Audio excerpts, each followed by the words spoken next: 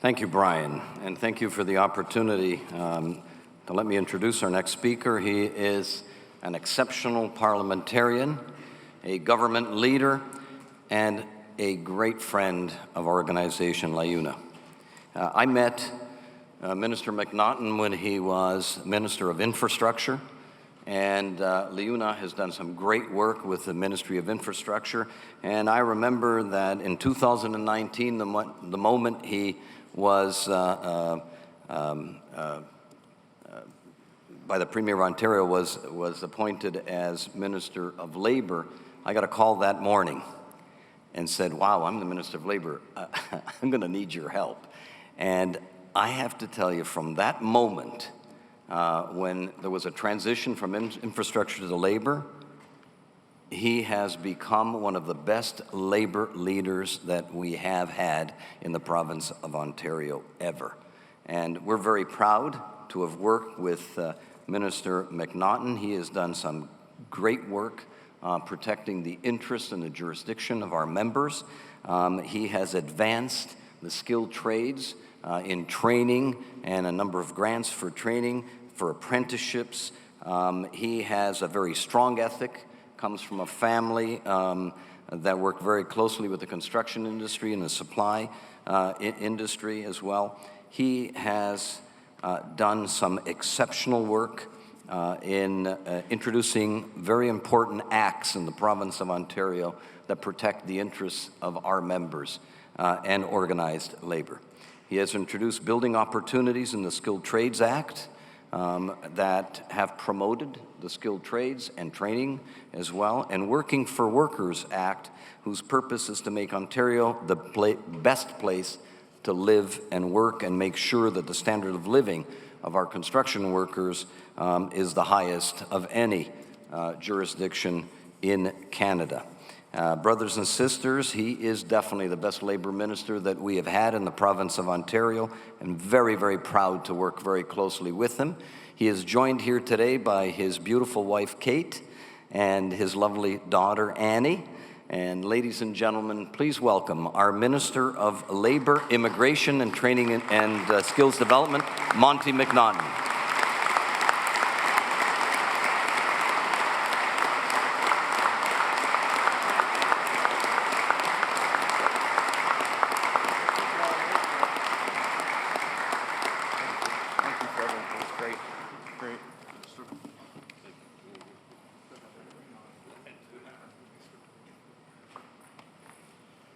Great. Well, good morning, everyone. And Joe, thank you so much for that kind introduction.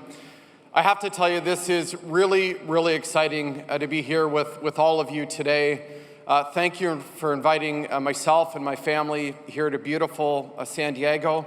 And thank you to all the LIUNA members here today.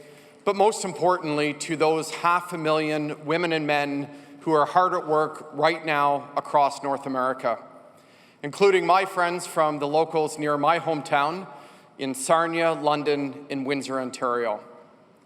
You are the people who keep things running. You're building the United States and Canada. You roll up your sleeves and put in an honest shift, and I have to tell you, you are true everyday heroes. I now want to just take a moment to really thank LIUNA International Vice President and my good friend, Joe Mancinelli. As Joe mentioned, from our earliest days in government, he has been a source of guidance and a real ally to me, as we set about redefining how government and labor could work together to get things done. Joe, as always, it is a true pleasure to work with you.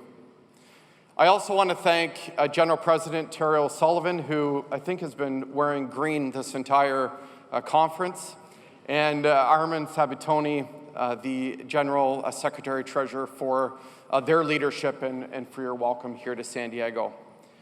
And of course, I want to thank Jack Oliveira, Business Manager of the LIUNA Ontario Provincial District Council and Local 183.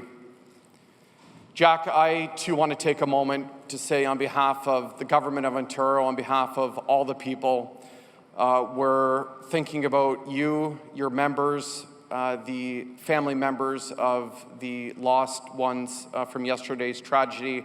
I can tell you we're going to ensure that we get answers for your members and their families as quickly as possible and work every single day with you to ensure that a tragedy like we saw yesterday in Ontario never happens again.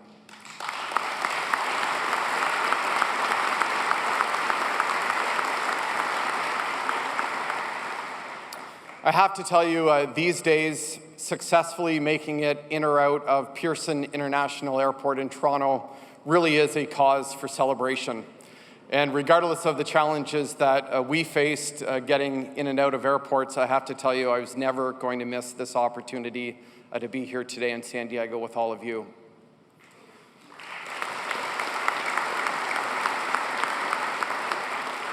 You know, there really is something exciting happening in Ontario that I want to talk to all of you about today.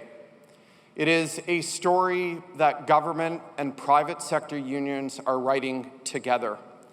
And LIUNA has played a huge part in this story, and we're just getting started. As Joe said, the Premier of Ontario, Doug Ford, asked me to serve in his cabinet as Minister of Labour back in 2019. I shared with him my vision about breaking a stereotype that we see in Ontario and, frankly, around the world. And it's the stereotype that a Conservative government could also not be fully and completely pro-Labour. And listen, I am a proud Conservative. But this notion that Conservatives are required to be hands-off when it comes to every economic issue is just plain wrong. I reject those.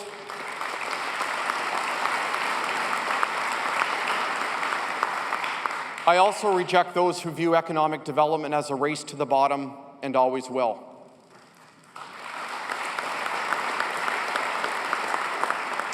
And this is really personal for me. I grew up in a small village in southwestern Ontario, population 400 people, a blue-collar country, working at my family's hardware and building supply store.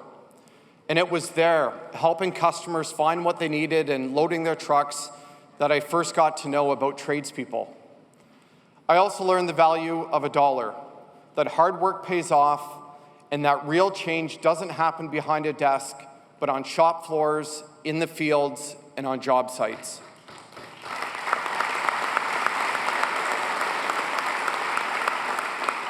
I honestly believe, and I say this to every CEO I meet and to the shop foreman too, that the true foundation of our economy is built by those who shower at the end of the day, not the start.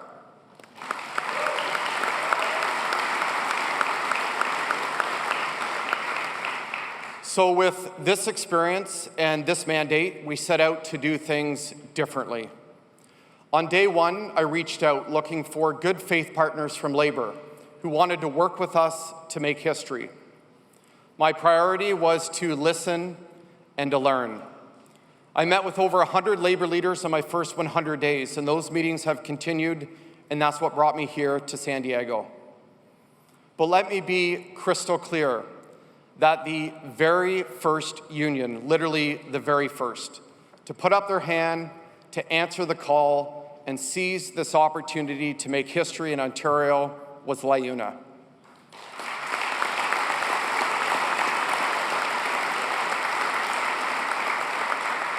And let me tell you, that took vision and it took a hell of a lot of courage. So Joe, thank you to you and your team. Thank you to you and your team and the hundreds of thousands of men and women building across the United States and Canada for joining us on this mission. And in fact, we just came out of an election back home in Ontario, an election where our party, the Ontario Progressive Conservative Party, led by Premier Doug Ford, won a larger mandate, a larger majority government than we had 4 years ago. And we won on our record of governing on that vision I spoke about earlier, a vision of being unapologetically pro-worker and conservative. And it turns out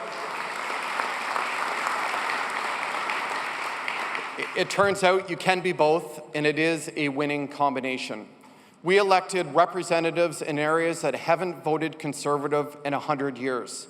places like Windsor, Thunder Bay, Timmins, and Hamilton. So when I think about the future of Conservative politics, whether at home in Ontario or nationally across Canada, as our federal Conservative Party chooses its new leader, I think about how that vision has really become a reality. And I want to be crystal clear. There is no future for Conservative politics without workers.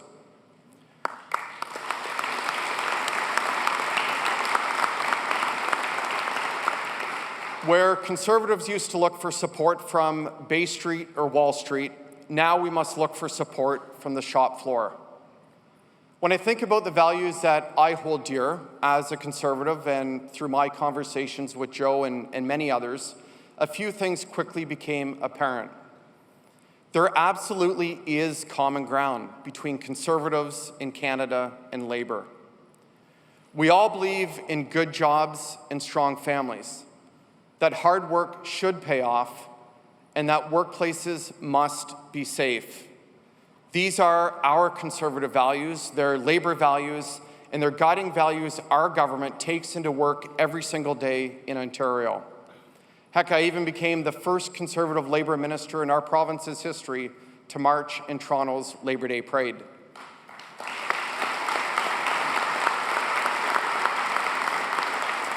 And let me tell you, I'll be doing it again. Now,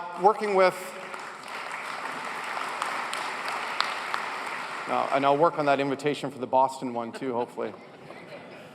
Now, working with LIUNA, we've really accomplished so much over the past few years, and I'm really excited to talk about a lot of the partnerships and successes that we've done together. Your training centers really are preparing the next generation of construction workers for good, meaningful, fulfilling, and important jobs. In fact, one of your projects in Sarnia, one of my favorites, supported by my ministry, is introducing members from local First Nations communities to construction careers. I'm especially proud of this project because Local 1089 really thought outside of the box. They arranged for an apprentice named Sarah to drive a shuttle bus picking up others from her reserve so that everyone could get to their training on time. LIUNA Sarnia took our mission of all hands on deck to heart and literally left no one behind. There were 60 participants, half of them were women, and all 60 are now on a path to great jobs with defined pensions and benefits. This is success.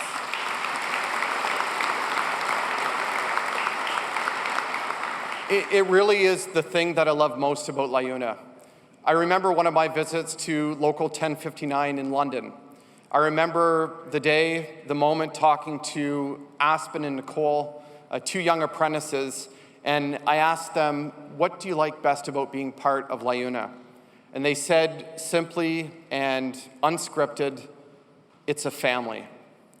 LIUNA locals across Ontario have always answered the call, and I'm grateful every day for their eagerness to work together.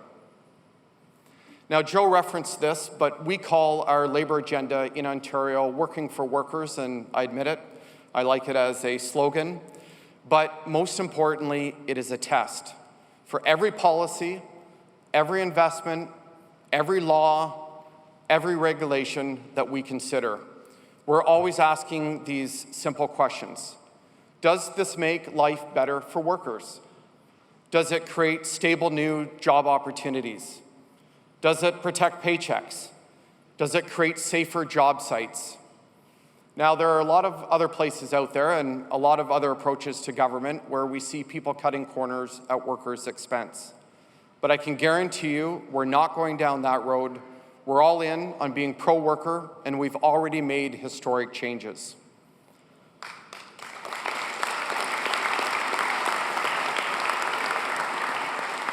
First, we're recognizing international credentials, and that's a very first in Canada, so workers can fill labor shortages in the trades more quickly. We're guaranteeing access for truck drivers to washrooms along their route. In fact, we've enshrined that into law. We're giving workers the right to disconnect so that they can spend more time with their families. We've increased the number of health and safety inspectors to the highest number in Ontario's history to help keep workers safe.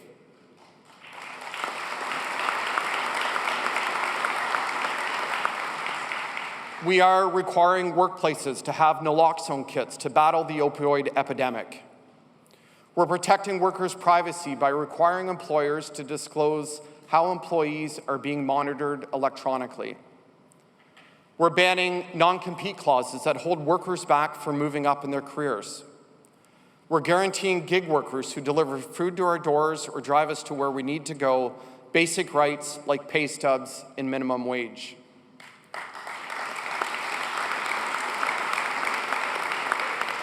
And we are the very first in all of North America to bring in portable benefits, including health and dental coverage for millions of workers who don't have them today.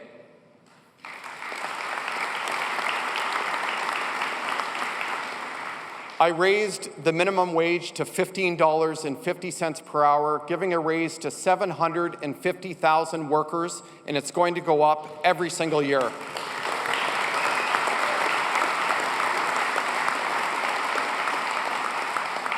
All of this under a progressive Conservative government. These measures are already improving working conditions for millions of workers and their families in Ontario. But as far as we've come, we know we have much more to do.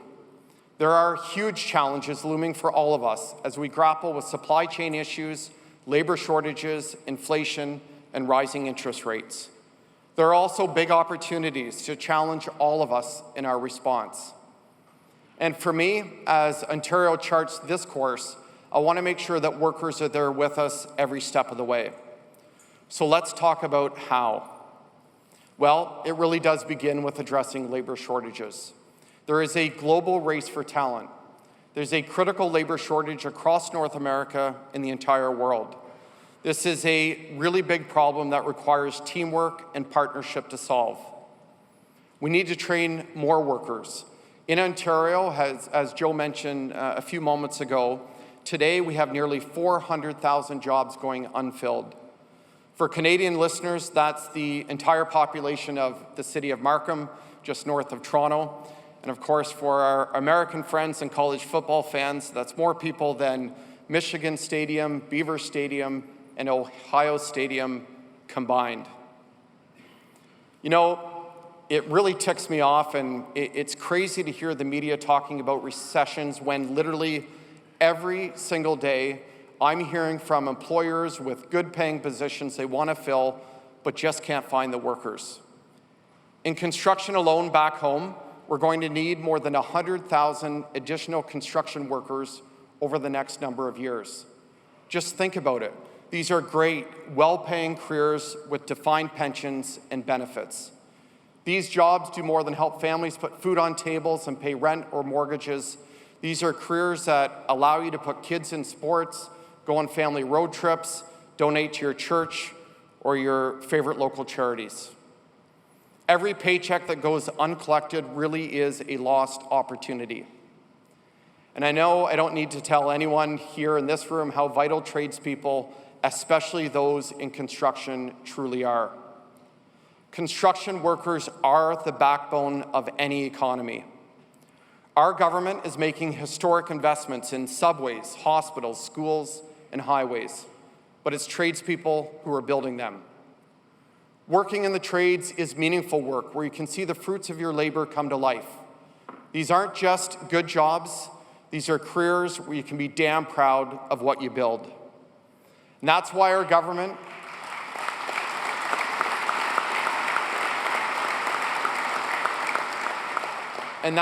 our government is working with labor leaders and businesses to tackle the labor shortage head on. We're on a mission to rebalance the scales and put workers in the driver's seat of our future. To build a stronger Ontario, a stronger Canada, and a stronger United States, we need all hands on deck.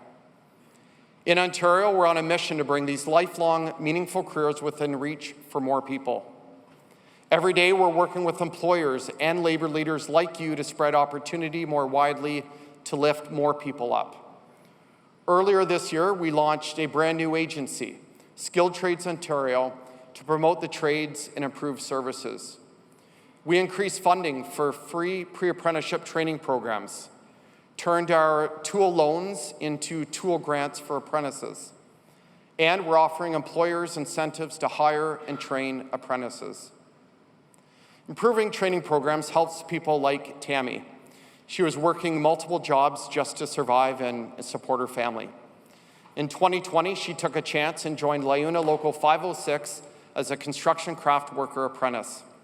This is where she gained the confidence and the skills to operate heavy equipment, practicing on virtual simulators made possible through my ministry. And I'm proud to say she passed her practical test with flying colors. Tammy said the experience, and I quote, changed her life. Today, she's a journey person with Canada's largest contractor, Ellis Don, with a bright future in the skilled trades. Every worker's story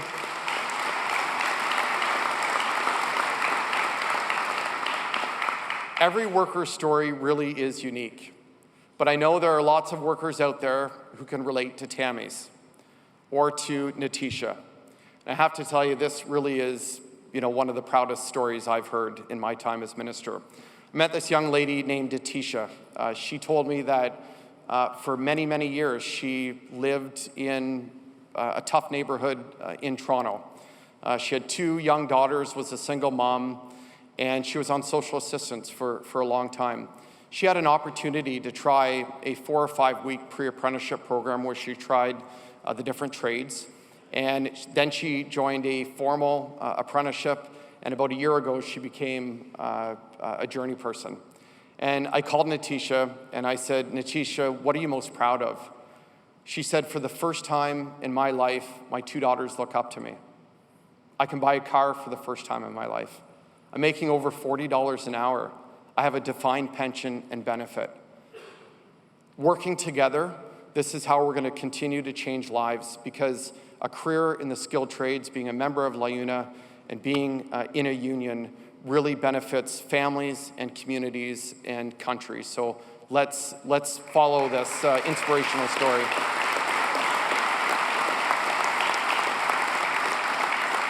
It really is stories like these. This is why we're relentlessly working for our workers, for people like Tammy, Natisha, Aspen, and Nicole. By offering a hand up, we can make opportunity available to everyone. A worker first plan is not just the best way to solve the labor shortage, it's the only way.